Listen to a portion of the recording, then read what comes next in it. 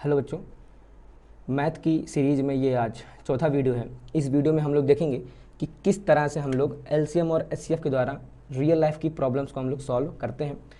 इससे पहले कि हम लोग इस वीडियो में आगे बढ़ें, इस प्लेलिस्ट के इस सीरीज़ के 3 पार्ट ऑलरेडी आ चुके हैं, जिसमें सबसे पहले पार्ट में हम लोगों ने कवर किया था कि संख्याएँ क्या होती हैं, ठीक है ना, और कितने टाइप की होती हैं। इन संख्याओं का ज्ञान होना आपके लिए बहुत ज़रूरी है। इसके बाद हम लोगों ने इसके सेकंड वीडियो में देखा था कि विभाज्यता का नियम क्या होता है, और विभाज्यता के नियम पे ही था आधारित आपका अंकगणित की आधारभूत प्रमेय। इसकी हम लोगों ने थ्योरी देखी थी और इसके जितने भी टाइप इसके ऊपर सवाल बन सकते थे हमने उन सभी सवालों को देखा था। फिर इसके बाद हम लोग तीसरे वीडियो में हम लोगों ने इसमें चेक किया था कि किस तरह से हम लोग एचसीएफ और एलसीएम को हम लोग ज्ञात करते हैं अभाज्य गुणनखंड विधि की सहायता से, ठीक है ना। इसके ऊपर भी हम लोगों ने सारे टाइप कवर किए थे। अगर आपने अभी तक इस प्लेलिस्ट को, इस सीरीज़ को फॉलो नहीं किया है तो आप डिस्क्रिप्शन में दिए लिंक से जरूर फॉलो कर लीजिए, आपको आई बटन पे भी दिख रहा होगा। अगर आप इस सीरीज़ को फॉलो करते हैं तो डेफिनेटली आपका इस साल बर्बाद होने वाला नहीं है। इस साल में हम लोग मैथ का कंप्लीट सिलेबस देंगे आपको, इंग्लिश का कंप्लीट सिलेबस हम आपको प्रोवाइड कराएंगे, ठीक है ना। तो उम्मीद है आप फॉलो कर लेंगे। अगर आप इस चैनल पर नए हैं तो चैनल को लाइक करिए, फॉलो करिए, सब्सक्राइब करिए।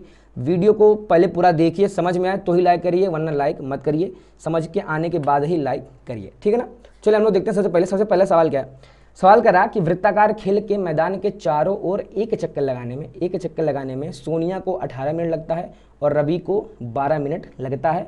वे दोनों एक ही स्थान और एक ही समय पर चलना प्रारंभ करके एक ही दिशा में चलते हैं। कितने समय बाद वे दोनों पुनः प्रारंभिक स्थान पर मिलेंगे, ठीक है ना। थोड़ा सा सबसे पहले हम लोग सवाल को समझे। देखिए, सवाल को करना बहुत आसान है, सवाल को समझना कठिन है कि वो आपसे एलसीएम पूछ रहा है कि वो आपसे एचसीएफ पूछ रहा है, ठीक है ना। सबसे पहले हम लोग सवाल को समझते हैं, फिर हम लोग समझेंगे एलसीएम एचसीएफ का दूसरा मतलब, ठीक है ना। तो देखिए, सबसे पहले हम लोग करते हैं यहाँ पे, सबसे पहले हम लोग सर्किल लेते हैं। यहाँ पे ये ले लिया मैंने सर्किल, ठीक है ना। क्या कह रहा है आपसे? वृत्ताकार मैदान कह रहा है ना आपसे, तो हम लोग यहाँ बनाते हैं एक वृत्ताकार मैदान, ठीक है ना। ये मैंने बना लिया आपका एक वृत्ताकार मैदान। अब ये मान लीजिए इस वृत्ताकार मैदान का ये स्टार्टिंग पॉइंट है, वृत्ताकार मैदान का मान लीजिए यहाँ पे क्या है, ये एकदम स्टार्टिंग पॉइंट है, और ये स्टार्टिंग पॉइंट पे यहीं पे रवि खड़ा है और यहीं पे सोनिया खड़ी है। आर मतलब रवि खड़ा है, सोनिया खड़ी है। क्या कह रहा है कि अगर सोनिया पूरा चक्कर लगाएगी, यानी सोनिया यहाँ से निकलेगी और यहाँ से घूम के वापस आने में सोनिया को लगते हैं 18 मिनट, सोनिया को लगते हैं 18 मिनट। रवि अगर यहाँ से निकलेगा तो यहाँ से घूम के यहाँ तक वापस पहुँचने में रवि को कितना लग जाएगा? रवि को आपको लग जाएगा 12 मिनट। कितना मिनट लग जाएगा? 12 मिनट। एम मतलब मीटर ना हो, एम मतलब यहाँ पे मिनट है, शॉर्ट में लिख रहा हूँ। अब यहाँ पे देखिए, रवि को लगता है 12 मिनट चक्कर लगाने में, सोने को लगता है 18 मिनट। क्या कह रहा है? एक ही स्थान यानी यहाँ से शुरू कर रहे हैं और एक ही समय पर यानी एक ही टाइम पर चलना प्रारंभ करके एक ही दिशा में चलते हैं, यानी दोनों लोग यहीं से स्टार्ट करते हैं। रवि भी भागना शुरू करता है, सोनिया भी भागना शुरू करती है। तो अब कह रहा है कि कितने समय बाद वे दोनों पुनः प्रारंभिक स्थान पर मिलेंगे। कह रहा है कितने समय बाद ये दोनों इसी स्टार्टिंग पॉइंट पे एक साथ आके मिल जाएंगे, कितने समय बाद। देखिए थोड़ा सा और समझने का प्रयास करते हैं। रवि जो है इसको लगता है 12 मिनट, यानी रवि की चाल जो तेज है, रवि की जो स्पीड है वो तेज है। सोने की चक्कर, भाई रवि किसी काम की चक्कर लगाने में रवि 12 मिनट में रवि का अपना काम कर दे रहा है, तो यानी रवि की स्पीड तेज है, सोने की स्पीड धीमी है।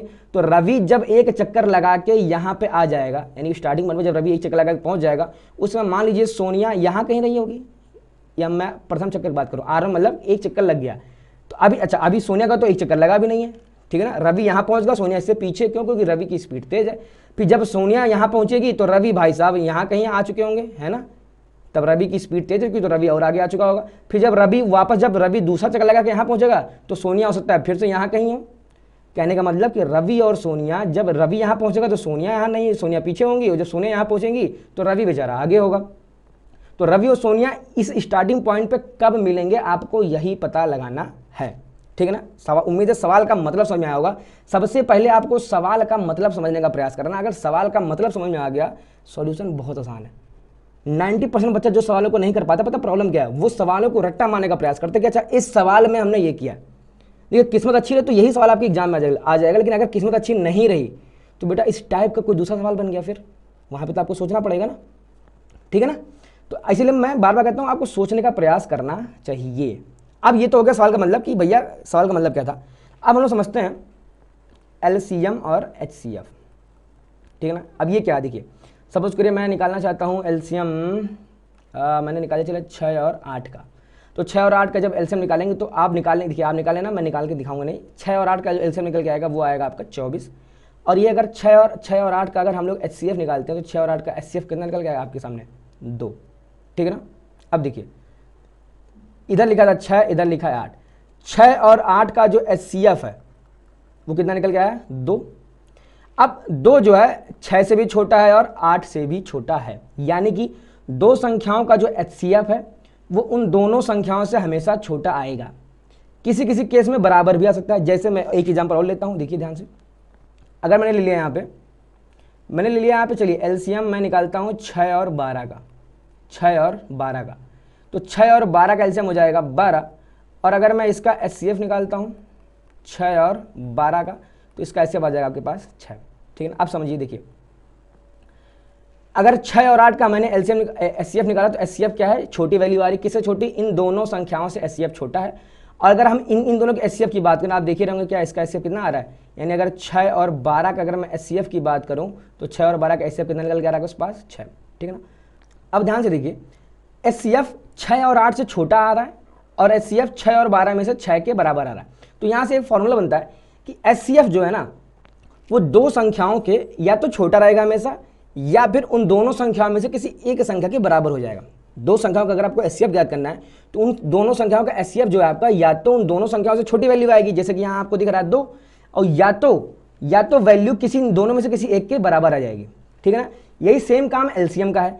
एलसीएम आप ध्यान से देखेंगे, देखिए एलसीएम आप देखेंगे इन दोनों का एलसीएम कितना निकल के आ रहा है, पेन चेंज करते हैं, देखिए इन दोनों का एलसीएम कितना निकल के आ रहा है 24। 24 कैसी संख्या है, इन दोनों से बड़ी संख्या है। ठीक है ना। और इन दोनों का एलसीएम कितना निकल के आ रहा है, इन दोनों का एलसीएम निकल के आ रहा है 12, और 12 कैसे क्या, इन दोनों में से किसी एक के बराबर है, इन दोनों में से किसी एक के बराबर है। एलसीएम या तो दोनों संख्याओं से बड़ी वैल्यू देगा, या फिर एलसीएम दोनों संख्याओं में से किसी एक के बराबर होगा। समझ में आ रहा है। एलसीएम या तो दोनों संख्याओं में से किसी एक के बराबर होगा, या तो एलसीएम दोनों संख्याओं में से किसी एक के बड़ा होगा। ठीक है। मतलब क्या है कि एलसीएम अगर हम दो संख्याओं का निकालते हैं तो एलसीएम या तो उन दोनों संख्याओं से बड़ी वैल्यू आएगा, या फिर उन दोनों में से किसी एक के बराबर आएगा। ये सेम काम एचसीएफ में, अगर हम एचसीएफ निकालेंगे तो दो संख्याओं का एचसीएफ या तो उन दोनों के में से किसी एक के बराबर आएगा, या तो उन दोनों से कम आएगा। ठीक है ना। ये हो गया आपका एलसीएम और एचसीएफ का कॉन्सेप्ट। अच्छा, अब देखिए थोड़ा सा एलसीएम मतलब होता है, फुल फॉर्म आपको पता है, least common multiple. Least common multiple इसका मतलब क्या हुआ कि ऐसी, देखिए अगर आप 6 का पहाड़ा पढ़ेंगे ना तो 6 का पहाड़ा क्या आ जाएगा भैया, 6, 6 दूनी 12, 6 त्रिक 18, 6 चौको 24, आप पढ़ते रहेंगे ऐसे। अगर हम 8 का पहाड़ा पढ़ें, 8 का पहाड़ा देखिए कितना आ जाएगा, 8 करने में 8, 8 दूनी 16, 8 त्रिक 24, 8 पंच 8 त्रिक 24, 8 चौको 32। ठीक है, ये भी अपना चलता रहेगा। अब 6 और 8 का देखिए, 6 और 8 का एलसीएम क्या होता है, एलसीएम आपका होता है कि ऐसी छोटी से छोटी संख्या कौन सी है जहां जाके 6 और 8 पहली बार मिलेंगे। ठीक है, समझिए, फिर मैं थोड़ा फिर से उसको करता हूं रिपीट। 6 और 8, ये जो 6 आप देख रहे हैं, 6 और 8 ऐसी कौन सी छोटी से छोटी संख्या है जहां पे जाके ये दोनों मिलेंगे। ठीक है ना। देखिए 6 चला 6, ये चला 8, ज़्यादा है, 6 चला 12, ये चला और 16, ये चला 18, ये चला 24, तो 24 पे जाके देखिए 6 भी आके मिलेगा और 24 पे जाके 8 भी मिलेगा। तो यहाँ से एलसीएम की एक परिभाषा निकल के आती है कि छोटी से छोटी वह संख्या, मैं लिख नहीं रहा हूँ, मैं आपको बोल दे रहा हूँ, आपको लिखना हो तो आप नोट्स बना लीजिएगा, कि छोटी से छोटी वह संख्या जो दी गई दोनों संख्याओं से विभाजित हो जाए। देखिए 24 वह छोटी से छोटी संख्या है जो 6 से भी कटेगा या 8 से भी कटेगा। ये घुमा के मैं बोलूं तो जो जहाँ 24 पे 6 भी जाके रुकेगा और 8 भी जाके रुकेगा। ठीक है ना। या फिर से देखिए सिंपल सा हम करते हैं कि 24 वो छोटी से छोटी संख्या है जो 6 से भी कटेगा और 8 से भी कटेगा। छोटी से छोटी मैं क्यों बोल रहा हूँ, मैंने बोला आपको कि भैया 6 और 24 कहाँ मिलेंगे, सबसे पहले 6 और 8, 6 और 8 भैया कहाँ मिल रहे हैं, 6 और 8 मिल रहे हैं सबसे पहली बार 24 पे। तो क्या 24 पे मिलेंगे, सिर्फ नहीं, 24 पे मिलेंगे, फिर 48 पे मिलेंगे, कहाँ मिलेंगे, फिर 48 पे मिलेंगे, फिर 72 पे मिलेंगे, और ये ऐसी जाने कितनी संख्याएं हैं जहाँ 6 और 8 एक दूसरे से मिलते रहेंगे। लेकिन उन सभी संख्याओं में छोटी से छोटी वैल्यू क्या है, छोटी से छोटी वैल्यू क्या है, 24। ठीक है ना। उम्मीद करते समझ आएगा आपको एलसीएम क्या है, कि छोटी से छोटी वह संख्या जो दी गई दोनों संख्याओं से विभाजित हो जाए। ठीक है ना। ये था आपका एलसीएम का मतलब। समझते हैं एचसीएफ का मतलब। ठीक है ना। मैं इसको साफ करता हूं। एचसीएफ क्या है, अब एचसीएफ आपसे कहता है कि बड़ी से बड़ी होता है ना, एचसीएफ का फुल फॉर्म आपको याद होगा, हाईएस्ट कॉमन फैक्टर। हाईएस्ट मतलब बड़े से बड़ा, कॉमन फैक्टर, कॉमन भी हो फैक्टर भी हो। तो मतलब क्या, हमको सबसे पहले 6 का फैक्टर ढूंढना पड़ेगा। छह किन किन संख्याओं से कटते थे। देखिए जब एलसीएम किया था तो हमने एलसीएम में गुणज निकाले थे, यानी गुणे वाली चीज़ है ना, 6 करने में 6, 6 दूनी 12, 6 तिया 18, यहाँ हम 6 के गुणज ले रहे थे। अब हमको क्या करना है, 6 का फैक्टर करना है, क्योंकि एचसीएफ ज्ञात करना है। तो 6 के फैक्टर क्या है, 6 में 1 भी है, 6 में 2 भी है, 6 में 3 भी है और 6 में 6 भी है, ठीक है ना। अगर हम लोग यहाँ पे 8 लेते हैं, देखिए 8 में 1 भी है, 2 भी है, 4 भी है और 8 भी है। अब हमने कहा हाईएस्ट, बड़े से बड़ा वह फैक्टर कॉमन भी हो और फैक्टर भी हो। अब देखिए ऐसी कौन सी संख्या है जो इन दोनों में कॉमन है, जो 6 में भी है और 8 में भी है। तो आप ध्यान से देखेंगे आपको क्या दिखेगा, देखिए 2 यहाँ भी है और 2 यहाँ भी है, 2 जो है 6 में भी है और 2 जो है 8 में भी है, ठीक है। 3 4 नहीं कॉमन है, 6 और 8 कॉमन नहीं है ना। तो कॉमन क्या मिला आपको, कॉमन कहेंगे आपको मिला यहाँ पे 2, तो यानी अच्छा 2 के अलावा कोई और कॉमन है नहीं, तो 2 ही बड़ी से बड़ी वह वैल्यू हो गई जो 6 और 8 का एचसीएफ है। देखिए यहाँ पे इसलिए एचसीएफ कितना निकल के आएगा आपके सामने, 2 निकल के आएगा, ठीक है ना। अगर हम लोग एचसीएफ निकालें किसका, 6 और 12 का, ठीक है ना। अगर हम लोग किसका एचसीएफ निकालें, 6 और 12 का, देखिए ध्यान से, फिर से हम लोग 6 का फैक्टर करेंगे। 6 का फैक्टर आपके सामने लिखा हुआ है कितना, 6 का फैक्टर आपके सामने लिखा हुआ है यही 1 2 3 6, और हम लोग आप क्या करते हैं यहाँ पे हम लोग चलिए लिखते हैं 12 का फैक्टर, ठीक है ना। तो 12 का हम लोग लिखेंगे, 12 का हो जाएगा 1 2 भी है, 3 भी है, 4 भी है, 6 भी है और 12 भी है, ठीक है ना। अब ढूंढना है 6 और 12 में हाईएस्ट कॉमन फैक्टर। देखिए 2 कॉमन यहाँ भी है, 2 कॉमन यहाँ भी है, 3 कॉमन यहाँ भी है, 3 कॉमन यहाँ भी है, 6 कॉमन यहाँ भी है और 6 कॉमन, 3 संख्याएं बेटा यहाँ पे कॉमन है, ठीक है ना। 2 भी कॉमन, 3 भी कॉमन और 6। लेकिन इन तीनों संख्याओं में सबसे बड़ी वैल्यू कौन सी है जो कॉमन है, तो आप कहेंगे सबसे बड़ी वैल्यू कॉमन कौन सी है, ये 6 जो है, 6 एकदम बड़ी वैल्यू है, जो यहाँ 6 में भी आपको देखने को मिल रहा है और यहाँ भी देखने को मिल रहा है। यही कारण है कि 6 और 12 का एचसीएफ क्या है, 6, ठीक है ना। देखिए मैं फिर से एक बार समझाता हूँ, एलसीएम और एचसीएफ के हम लोगों ने यहाँ पे दो मतलब निकाले, एलसीएम और एचसीएफ के। सबसे पहला हमने मतलब क्या निकाला, सबसे पहला हमने मतलब निकाला कि एलसीएम और एचसीएफ जो होते हैं ना, एलसीएम या तो उन दोनों में से किसी संख्या के बराबर होगा या तो फिर उन दोनों संख्याओं से बड़ी वैल्यू आएगी। बड़ी वैल्यू की एग्जांपल ये है, बराबर की एग्जांपल ये है। एचसीएफ या तो उन दोनों में से किसी एक के बराबर आएगा, बराबर की एग्जांपल ये है, और या तो फिर उन दोनों में से वैल्यू में से छोटी आएगी, किसकी, एचसीएफ की वैल्यू ये है। फिर हमने क्या देखा, हमने देखा कि एलसीएम मतलब होता है लोवेस्ट कॉमन मल्टीपल, मतलब कि 6 और 8, जैसे हमने यहाँ एग्जाम्पल लेते 6 और 8, 6 और 8 पहली बार कहाँ जाके मिलेंगे, तो 6 और 8 पहली बार जाके मिलेंगे आपका 24 पे, ठीक है ना। और 24 सबसे छोटी से छोटी संख्या है, इसका मतलब ये नहीं कि सिर्फ 24 पे मिलेंगे, ठीक है ना। 24 और 48 पे भी मिलेंगे, लेकिन सबसे छोटी संख्या कौन सी जहाँ 6 और 8 मिलेंगे वो है 24। या सबसे छोटी संख्या कौन सी जिसको 6 और 8 दोनों विभाजित कर दें, वो क्या है, 24। फिर हमने पढ़ा कि एचसीएफ क्या होता है, एचसीएफ आपका होता है बड़ी से बड़ी वह वैल्यू, बड़ी से बड़ी वह वैल्यू जो 6 को भी काट दे और 12 को भी काट दे, जो 6 में भी कॉमन उपस्थित हो, 12 में भी कॉमन उपस्थित हो, यानी जो 6 को भी काट दे और 12 को भी काट दे, ये क्या हो गया आपका एचसीएफ, ठीक है ना। उम्मीद है आपको ये एलसीएम एचसीएफ का मतलब समझ में आया होगा। अगर ये समझ में बेटा आ गया है तो आगे के सवाल आपके लिए बहुत आसान होने वाले हैं। मैं कह रहा हूँ आपके लिए पिद्दी से होने वाले हैं, ठीक है ना। आपके लिए आगे आने वाले सवाल कैसे होने वाले हैं, पिद्दी से, मेरी बात को नोट कर लीजिए, ठीक है ना। अब आते हैं हम लोग वापस सवाल पे, वापस आते हैं सवाल पे। एलसीएम एचसीएफ के व्यवहारिक अनुप्रयोग यानी कि रियल लाइफ की जो एग्जाम्पल सवाल आपको मिलेंगे एग्जाम में, इन सवालों को हम लोग दो तरह से हल कर सकते हैं। दो तरह से मतलब सबसे पहला एक तो हमारा आएगा कॉमन सेंस, ठीक है ना, कॉमन सेंस आएगा। आप सिंपल सा, अगर आपके अंदर इतनी सी बुद्धि है ना, तो आप सोच लेंगे कि यहाँ पे आपको एलसीएम निकालना है कि एचसीएफ निकालना है। और दूसरा क्या जाएगा, दूसरे यहाँ पे आपको कुछ कीवर्ड मिल जाएंगे। क्या मिल जाएंगे आपको यहाँ पे कुछ कीवर्ड मिल जाएंगे, जिन कीवर्ड्स की सहायता से आप गेस कर लेंगे कि अच्छा यहाँ पे एचसीएफ निकालना है या फिर एलसीएम निकालना है, ठीक है ना। अब ये कीवर्ड क्या क्या हो सकते हैं, देखिए सबसे पहले हम लोग चेक करते हैं एचसीएफ का। तो जैसा कि एचसीएफ हमने बताया था, एचसीएफ हाईएस्ट कॉमन, हाईएस्ट, तो हाईएस्ट की पर्यायवाची यहाँ आ सकती है, हाईएस्ट की पर्यायवाची जैसे क्या, हाईएस्ट को हम लोग यहाँ कह सकते हैं बड़े से बड़ा, क्या कह सकते हैं हम लोग, बड़े से बड़ा, ठीक है ना। ये भी है ना हाईएस्ट, यानी एकदम इसकी भी बात कर रहा है, बड़े से बड़ा। अच्छा हम लोग इसकी भी, ये भी कीवर्ड आ सकता है यहाँ पे अधिकतम, क्या आ सकता है, अधिकतम भी आ सकता है, और क्या आ सकता है, महत्तम आ सकता है, ठीक है ना, क्या आ सकता है यहाँ पे, महत्तम। और क्या आ सकता है, ऊंचे से ऊंचा भी आ सकता है, ऊंचे से ऊंचा भी आ सकता है, ऊंचे से ऊंचा। अच्छा लंबे से लंबा भी आ सकता है। देखिए जो भी आएगा आपको यहाँ पे थोड़ा बहुत तो सेंस का इस्तेमाल करना पड़ेगा। अगर आप इस्तेमाल कर लेंगे तो फिर आपके लिए थोड़ा सा चीज़ें आसान हो जाएंगी, ठीक है ना। अगर आपको सवाल पढ़ने पे कुछ ऐसा समझ में आ जाए कि भैया वो आपसे बड़े से बड़ा पूछ रहा है, अधिकतम पूछ रहा है, महत्तम पूछ रहा है, ऊंचे से ऊंचा, लंबे से लंबा, यानी कुछ हाईएस्ट चीज़ पूछ रहा है आपसे, है ना। अगर वो हाईएस्ट चीज़ आपसे पूछे तो समझ जाना वहाँ पे आपको निकालना है क्या, एचसीएफ। और वहीं जस्ट इसका उल्टा क्या है, जस्ट इसका उल्टा है आपका एलसीएम, ठीक है ना। एलसीएम का मतलब क्या हो जाएगा, एलसीएम में आपसे क्या पूछेगा, वो एलसीएम में आपसे वो पूछेगा जैसे कुछ कीवर्ड, बड़े से बड़ा का जस्ट क्या, छोटे से छोटा, छोटे से छोटा, तो ये आ सकता है। अधिकतम की जगह हो सकता है कि आपको क्या देते हैं, यहाँ पे वो आपको प्रोवाइड करते हैं न्यूनतम, क्या प्रोवाइड करते हैं आपको, न्यूनतम। महत्तम की जगह भी न्यूनतम भी आ सकता है, ठीक है ना। ऊंचे से ऊंचा तो यहाँ पे आ सकता है छोटे से छोटा, लंबे से लंबा, ठीक है ना। यानी आपको एलसीएम से क्या क्या सेंस निकलेगा कि भाई वो छोटे से छोटी वैल्यू आपसे पूछ रहा है।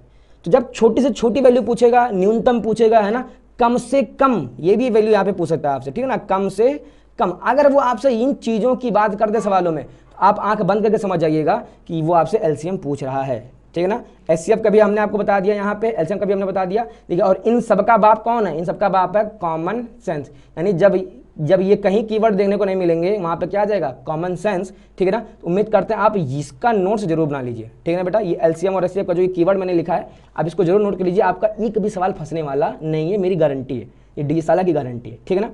अब हमने क्या कहा, ये जो कीवर्ड है इसका भी बाप कौन है, कॉमन सेंस, ठीक है ना। जैसे क्या देखिए, कह रहा है वृत्ताकार खेल मैदान के चारों ओर एक चक्कर लगाने में सोनिया को 18 मिनट और रवि को 12 मिनट लगते हैं। दोनों एक ही स्थान एक ही समय पर चलना प्रारंभ करके एक ही दिशा में चलते हैं। कितने समय बाद जो दोनों परिणाम प्रारंभिक स्थान पर मिलेंगे। आप जब पूरा सवाल पढ़ेंगे ना एक बार, तो आप कहेंगे इसमें से तो कोई भी वर्ड यहाँ पे दिख ही नहीं रहा आपको, ठीक है ना, कोई भी वर्ड आपको यहाँ पे दिख नहीं रहा है।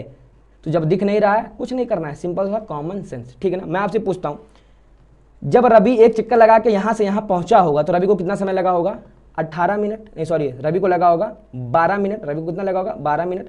सोनिया को कितना लगा, अच्छा जब रवि यहाँ पहुंचा होगा, जब रवि यहाँ पे पहुंचा होगा, सोनिया उसमें पीछे रही होगी, ठीक है ना। सोनिया यहाँ पे, जब सोनिया यहाँ पे पहुंची, रवि आगे निकल चुका था, ठीक है ना। अब इसका मतलब क्या है, हम कह रहे चलिए मान लीजिए कि अगले राउंड में ये दोनों मिलेंगे, तो अगले राउंड में समय क्या है, 12 के बराबर आएगा या 12 से छोटा आएगा। भाई 12 मिनट तो उसके पूरे हो ही गए थे ना यहाँ पे। अब अगर वो दूसरे राउंड में भी यहाँ पे मिलते हैं, तो दूसरे राउंड में वो लोग कम मिलेंगे, 12 से तो ज़्यादा बड़ी वैल्यू आएगी। और 12 से ज़्यादा बड़ी वैल्यू किस में आती है, एलसीएम में कि एचसीएफ में। थोड़ा सा बस कॉमन सेंस लगाइए इस चीज़ का, ठीक है ना। देखिए मैं फिर से समझाता हूँ। जब रवि यहाँ से निकला होगा, ठीक है ना, रवि ने एक चक्कर लगा ली, रवि ने जब एक चक्कर लगा कि जब रवि यहाँ पहुँचा, क्या उसमें सोनिया यहाँ पे है, सोनिया यहाँ पे नहीं है, ठीक है ना। सोनिया कहाँ है, पीछे। अब रवि रुकने वाला नहीं है, रवि आगे निकल गया, तब सोनिया यहाँ पे पहुँचेगी, ठीक है ना। फिर रवि चक्कर और लगाएगा, फिर सोनिया चक्कर और लगाएगी। अब मैं कह रहा हूँ कि अच्छा अब समय 12 और 18 से तो ज़्यादा हो ही गया ना भाई। ये 12 लगा के निकल गया, ये 18 लगा के निकल गया। अब समय जो है आपका 12-18 से ज़्यादा निकल गया। अब 12-18 से क्या छोटी वैल्यू आएगी कभी इसका आंसर, नहीं। तो 12-18 से वैल्यू हमेशा कैसी आएगी, 12-18 से हमेशा वैल्यू बड़ी आएगी। तो जब वैल्यू बड़ी आएगी, तो बड़ी निकलने का मतलब क्या हुआ कि आपको एलसीएम निकालना है कि एचसीएफ। तो आप कह देंगे क्या कि जब भी भैया बड़ी वैल्यू आएगी तो हम लोग क्या करेंगे, एलसीएम का इस्तेमाल करेंगे, ठीक है ना। अब देखिए कंफ्यूज फिर से ना होइएगा। मैंने कहा था ये जो मैंने लिखा ना कीवर्ड, ये शब्द हैं। अगर ये शब्द आपको दिखेगा, ये शब्द अगर आपको दिख जाए, बड़े से बड़ा, अधिकतम, महत्तम, तो एचसीएफ लगाऊंगा। अगर छोटे से छोटा, न्यूनतम, ये वर्ड दिखे तो एलसीएम। लेकिन अगर आंसर आने की बात करें, एचसीएफ कैसा आएगा, एचसीएफ हमेशा दो संख्याओं का एचसीएफ या तो किसी एक के बराबर और या तो कम आएगा, है ना, या तो छोटा आएगा, ठीक है ना। और एलसीएम दो संख्याओं का एलसीएम या तो उन दोनों में से किसी एक के बराबर या तो फिर उन दोनों से बड़ी। तो हमने क्या कहा, यहाँ जो हमारा आंसर आ रहा है 12-18 से ज़्यादा समय लगेगा ना, तो जब आंसर बड़ा आ रहा है इसका मतलब क्या, हमको एलसीएम निकालना पड़ेगा, ठीक है ना। उम्मीद करते हैं आपको सवाल का मतलब समझ में आया होगा। अब एलसीएम आपको यहाँ पे निकालना है, एलसीएम निकालना है तो बाकी सब चीज़ें हटाते हैं, सीधे हम लोग क्या निकालते हैं, हम लोग यहाँ पे एलसीएम निकालना शुरू करते हैं, ठीक है बच्चा। सबसे पहले हम लोग देखिए, भाषा लिखना बहुत जरूरी है। मैं भाषा बोल के बता दे रहा हूँ, भाषा आपको कैसे लिखेंगे। आप यहाँ लिखेंगे कि वृत्ताकार खेल के मैदान के चारों ओर चक्कर लगाने में सोनिया को लगने वाला समय, ठीक, क्या लिख देंगे, सोनिया को लगने वाला समय कितना लिख देंगे यहाँ पे, 18 मिनट। मैं भाषा नहीं लिखूंगा ना, वीडियो लंबी हो जाएगी। आपको भाषा लिखना ही पड़ेगा, तभी पूरे में पूरे नंबर मिलेंगे, ठीक है ना। बोर्ड एग्जाम में नंबर पूरे कम मिलते हैं जब आप एकदम सही तरीके से कॉपी लिखिए, ठीक है ना। बोर्ड एग्जाम की तैयारी कैसे करते हैं वो हम आपको बाद में सिखाएंगे। हाँ हम जरूर सिखाएंगे, नवंबर दिसंबर में हमारी सीरीज आ जाएगी। लेकिन अभी हम लोग यहाँ पे क्या चेक कर रहे हैं, अभी हम लोग खाली ये चेक कर रहे हैं, सवालों को समझने का प्रयास करें, सवालों को लगाते कैसे हैं, ठीक है ना। तो बोर्ड की तैयारी हम लोग बताएंगे आपको। ये तो हो गया सोनिया को लगने वाला समय। अब हम लोग क्या देखते हैं, रवि को लगने वाला समय, है ना। वृत्ताकार खेल मैदान के चारों ओर रवि को लगने वाला समय, भाई साहब इसको कितना लगता है, 12 मिनट, ठीक है ना। अब हम लोग क्या करेंगे, 18 के हम लोग अभाज्य गुणनखंड करेंगे तो क्या होता है, 2 × 9, तो 2 × 9 को लिख देंगे क्या, 3 की घात 2। 12 को लिख देंगे हम लोग क्या, 12 को हम लोग लिख देंगे 4 × 3 = 12, यानी 2 की घात 2 × 3। अब अगर आपको एलसीएम एचसीएफ निकालना नहीं आता तो आप पिछला वीडियो जरूर देखिए, वहाँ पे हमने एकदम डिटेल में समझाया आपको एलसीएम एचसीएफ आप निकालेंगे कैसे, ठीक है ना। अगर आपको नहीं तो प्लीज़ जरूर देखिए, डिस्क्रिप्शन में आपको लिंक मिल जाएगा, ठीक है ना। अब हमको यहाँ निकालना क्या है, एलसीएम। तो जब एलसीएम निकालो सिर्फ एलसीएम निकालते हैं हम लोग, एचसीएफ की कोई बात ही नहीं करेंगे, ठीक है ना।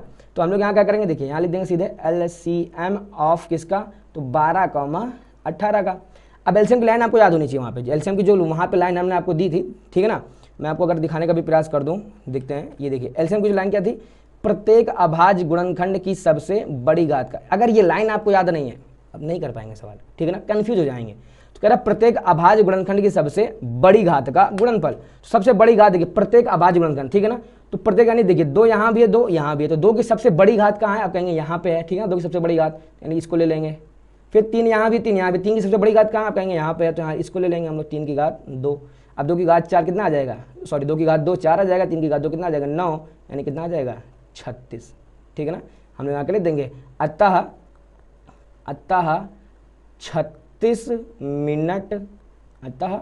36 मिनट बाद सोनिया और रवि पुनः प्रारंभिक स्थान पर मिलेंगे। देखिए अगर आप भाषा का इस्तेमाल करते हैं तो टीचर के दिमाग में जो आपकी इमेज है ना, एक अच्छे बच्चे की बनती है, ठीक है ना। आप जरूर भाषा लिखना जरूर सीखिए बेटा। मेरा बस प्रयास एक ही है कि मैं आपको ऐसा लिखना सिखाऊं, मैं आपको ऐसा पढ़ना सिखाऊं, बोर्ड में आपको फायदा मिले, ठीक है ना।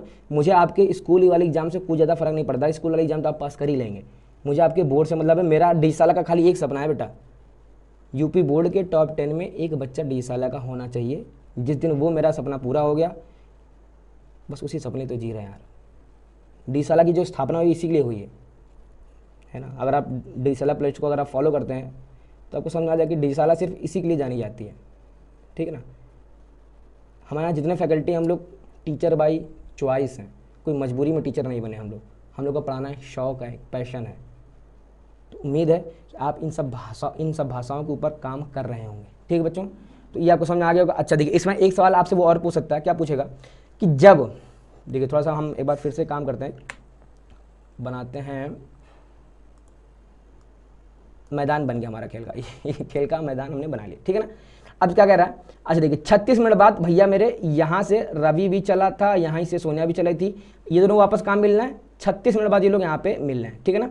अच्छा एक सवाल आपसे वो पूछ सकता है कि जब वो मिलेंगे तो रवि कितने चक्कर लगा चुका होगा और सोनिया कितने चक्कर लगा चुकी होगी। तो आसान है, तो सोनिया को लग रहा है 18 मिनट, तो 36 मिनट में वो कितने चक्कर लगा चुकी होगी, तो आप यहाँ लिख देंगे 2 चक्कर, ठीक है ना। और रवि को कितना समय लग रहा था 12 मिनट, तो 36 मिनट में वो कितने चक्कर लगा चुका होगा, 3 चक्कर। कितने चक्कर लगा चुका होगा यहाँ पे, 3 चक्कर, ठीक है ना। इसका मतलब क्या हुआ कि जब तक रवि 3 चक्कर लगाएगा उतने समय में केवल और केवल सोनिया 2 चक्कर ही लगा पाएगी, लेकिन वो लोग मिलेंगे लेकिन 3 चक्कर और 2 चक्कर लगाने के बाद, ठीक है ना। उम्मीद है सवाल आपको समझ में आ गया होगा। देखते सवाल नंबर दूसरा। सेकंड सवाल में आपसे कह रहा है, एक प्रातःकालीन सैर के समय 3 व्यक्ति एक साथ किसी स्थान से चलना प्रारंभ करते हैं, ठीक है ना। यदि उनके कदमों के माप क्रमशः 40 सेंटीमीटर, 42 सेंटीमीटर और 45 सेंटीमीटर हों, इनमें से प्रत्येक कितनी न्यूनतम दूरी चले ताकि अन्य उसी दूरी को पूर्ण कदमों में तय करें। पहले सवाल का मतलब समझेंगे। देखिए क्या कह रहा है, अच्छा इतना तो आपको पता होगा ना कि जब आप लोग चलते होंगे अपने दोस्तों के साथ, तो कुछ लोग होते हैं ना जो बड़े बड़े कदम रखते हैं, कुछ लोग होते हैं जो छोटे छोटे कदम रखते हैं, ठीक है ना। तो कुछ इसी प्रकार का एक आदमी कदम रखा है 40 सेंटीमीटर का, ठीक है ना। कदम का मतलब एक आदमी अगर पैर यहाँ पे, अगर वो दूसरा पैर रखेगा यहाँ पे मान लीजिए, ठीक है ना। तो ये जो कदम है ना यहाँ से लेकर यहाँ तक, ये जो कदम है ये एक आदमी का है 40 सेंटीमीटर का, ठीक है ना। हो सकता है कि दूसरा वाला आदमी जो है वो हल्का सा ज़्यादा रखे, कितना है मतलब यहाँ पे, और ये कितना हो आपका 42 सेंटीमीटर का कदम। तीसरा आदमी क्या है, वो सबसे बड़ी कदम रखता है, ठीक है ना। सबसे बड़ा कदम मान लीजिए यहाँ से यहाँ तक का, वो कितना रखता है 45 सेंटीमीटर का। ये 3 आदमियों के पैरों के माप हैं, पैरों के माप मतलब कदमों के माप हैं, ठीक है ना। अब देखिए जब ये तीनों एक साथ चलना प्रारंभ करेंगे तो जाहिर सी बात है, चूंकि ये एक बार में 45 सेंटीमीटर की दूरी तय कर रहा है, इसका मतलब क्या हुआ कि भाई साहब इनकी स्पीड तेज है। ये स्पीड भले भी ना तो स्पीड सेम हो, लेकिन ये कम कदमों में ज़्यादा दूरी तय करेंगे, ठीक है ना। तो ये आगे निकल जाएंगे, ये इनसे पीछे रहेंगे और ये वाले इनसे पीछे रहेंगे। तो आपसे क्या कह रहा है कि ये कितनी दूरी चले, मान लीजिए इतनी दूरी आ रहा है, ठीक है ना।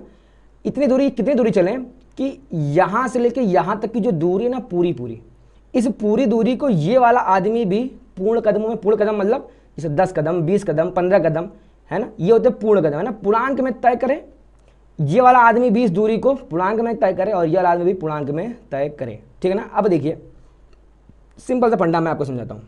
सबसे पहले आप कीवर्ड्स पकड़िए कि आपको कोई कीवर्ड मिल रहा है तो आप देखेंगे ध्यान से, जब आप सवाल पढ़ते आएंगे तो आपको मिला है न्यूनतम दूरी, ठीक है ना। तो न्यूनतम हम लोग किस में निकालते हैं, एम में, ठीक है ना, LCM में, ठीक है, वो चीज़ें हट गई हैं। लेकिन अगर आपने नोट किया हो तो आप वहाँ जाके चेक कर सकते हैं कि जब भी न्यूनतम आपसे कहेगा तो इसका मतलब क्या है कि आपको LCM निकालना है, ठीक है ना। अब आपको पता चल जाएगा कि LCM निकालना है तो कुछ नहीं है, देख सबसे पहले आप भाषा लिखेंगे क्या, आप लिखेंगे प्रथम व्यक्ति के कदमों की माप, प्रथम व्यक्ति के कदमों की माप, प्रथम व्यक्ति के, इनकी भाई साहब कदम की माप कितनी है, आप कह देंगे इनका है 40 सेंटीमीटर। ऐसे आप यहाँ लिख देंगे क्या, दूसरे व्यक्ति के कदमों की माप, दूसरे व्यक्ति के कदमों की माप कितनी हो जाएगी, आप कह देंगे इनकी है भाई साहब 42 सेंटीमीटर। ऐसे आप लिख देंगे क्या कि तीसरे व्यक्ति के कदमों की माप, इनकी भाई साहब कितनी है 45 सेंटीमीटर। अच्छा एक चीज़ मैं और क्लियर कर दूँ, ये जो लाइनें मैं खींच रहा हूँ बेटा ये आप एग्जाम में नहीं करेंगे, ये केवल और केवल हम लोग करते हैं, टीचर करते हैं। क्यों करते हैं, ताकि हम आपका समय बच सके, मैं आपको जल्दी से समझा सकूं। ये लाइन आप नहीं खींचेंगे, आप एग्जाम में कैसे लिखेंगे, दूसरे व्यक्ति के कदमों की माप, तीसरे व्यक्ति के कदमों की माप, ठीक है ना। अच्छा ये जो कीवर्ड आपको दिख गया न्यूनतम, आपको यहाँ से क्लियर हो चुका होगा कि हमको निकालना क्या है LCM, ठीक है ना। तो आप क्या करेंगे, आप यहाँ पे 40 के निकालेंगे फैक्टर, आप यहाँ पे 42 के फैक्टर निकालेंगे, फैक्टर मतलब अभाज्य गुणनखंड करेंगे, आप यहाँ पे 45 का निकालेंगे, 40 का फैक्टर देखिए, 40 का फैक्टर क्या हो जाएगा 8 पंच 40, 8 पंच का मतलब 2 की घात 3 इंटू 5, ठीक है। 42 का हम लोग लिखेंगे 6 7 42 यानी 2 गुणे 3 गुणे 7, 50 का हम लोग लिखेंगे 9 गुणे 5, 9 का मतलब होता है 3 की घात 2 इंटू 5, ठीक है ना।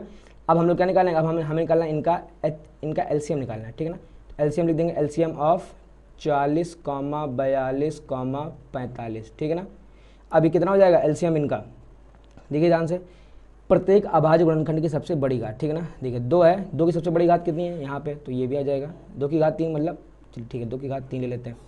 3 की सबसे बड़ी घात कहाँ है यहाँ पे, तो भैया 3 की घात 2 भी आ जाएगा। फिर 5 यहाँ भी है, यहाँ भी 5 भी आ जाएगा, ठीक है ना। 7 देखिए 7 यहाँ है कहीं और नहीं, लेकिन 7 भी लेंगे क्योंकि वो कहता क्या है प्रत्येक अभाज्य गुणनखंड। 2 की घात 3 का मतलब 8, 3 की घात 2 का मतलब 9, फिर इंटू 5 इंटू 7, ठीक है ना। देखिए 8 पंच 40, 40 इंटू 9 कितना हो जाएगा 360 इंटू 7, ठीक है ना। 360 इंटू 7 ये कितना हो जाएगा, तो आप मल्टीप्लाई करा देंगे तो 7 शून्य शून्य 7 छः का 42 यानी 2 हासिल लगा 4 7 21 4 25, ये कितना जाएगा 2520 सेंटीमीटर, ठीक है ना। क्या करना है आपको, अतः अब आपको यहाँ पे अतः करके लिखना है कि अतः प्रत्येक व्यक्ति 2520, ये दिख रहा है ना, ये जो आपको आंसर दिख रहा है, अतः प्रत्येक व्यक्ति 2520 सेंटीमीटर की दूरी चले ताकि अन्य उसी दूरी को पूर्ण कदमों में तय करें, ठीक है ना। उम्मीद आपको समझ में आ गया। सवाल नंबर 30 देखते हैं फटाक से, क्या कह रहा है आपसे, वो कह रहा है 420 काजू की बर्फियाँ और 130 बादाम की बर्फियाँ हैं, वह इनकी ऐसी ढेरियाँ बनाना चाहता है कि प्रत्येक ढेरी में बर्फियों की संख्या समान रहे। इस काम के लिए प्रत्येक ढेरी में कितनी बर्फियाँ रखी जा सकती हैं, जिससे आप सवाल पढ़ेंगे आपको क्या समझ में आ जाएगा कि यहाँ पे तो कोई कीवर्ड काम नहीं कर रहा है। तो जब कोई कीवर्ड काम नहीं कर रहा है क्या आएगा वहाँ पे, कॉमन सेंस, ठीक है ना। कॉमन सेंस कैसे आएगा, देखिए सबसे पहले सवाल का समझते हैं। मतलब कह रहा है भाई साहब यहाँ पे ना आपके पास कुछ काजू भी हैं, कुछ काजू की बर्फियाँ हैं और कुछ बादाम की बर्फियाँ हैं, ठीक है ना, ठीक है ना। अब काजू की भैया उसके पास 420 मिठाई है और बादाम की 130 मिठाई है, तो हर कोई मिठाई इसे लाइनों में लगा के रखता है, हर कोई मिठाई इसे लाइनों में लगा के, तो वो यही कह रहा है ढेरी मतलब हम ऐसी लाइनें बना के रखना चाहते हैं, हम ऐसी लाइनें बना के रखना चाहते हैं मिठाई की, लेकिन मुझे ये नहीं समझ में आ रहा कि हम प्रत्येक लाइन में कितनी मिठाई रखें, ठीक है। और जितनी मिठाई रखें यानी अगर इस लाइन में, अगर एग्जाम्पल के लिए मैं मानता हूँ अगर 7 हैं तो यहाँ भी 7 आनी चाहिए, यहाँ भी 7 आनी चाहिए और इन सब में क्या आनी चाहिए 7 7 7 7 मिठाइयाँ आनी चाहिए। इसकी भी ढेरी हो चाहे इसकी भी ढेरी हो, सब में मिठाइयों की संख्या समान होनी चाहिए। अब आप मुझे बता दीजिए कि मिठाइयों की संख्या, एक बात बताइए, मिठाइयों की संख्या 420 और 130 से क्या ज़्यादा निकल के आएगी। अगर बात मिठाइयाँ हैं 420 और 130, जब आप मिठाइयों को जब क्रम में लगाएंगे तो क्या एक लाइन में 130 मिठाई लगा देंगे आप, नहीं ना, एक लाइन में आप कुछ ना कुछ मिठाई कम लगाएंगे ना। यानी कहने मतलब कि जो भी एक लाइन में जितनी भी मिठाइयाँ आएंगी वो 420 और 130 से तो कम ही आएंगी।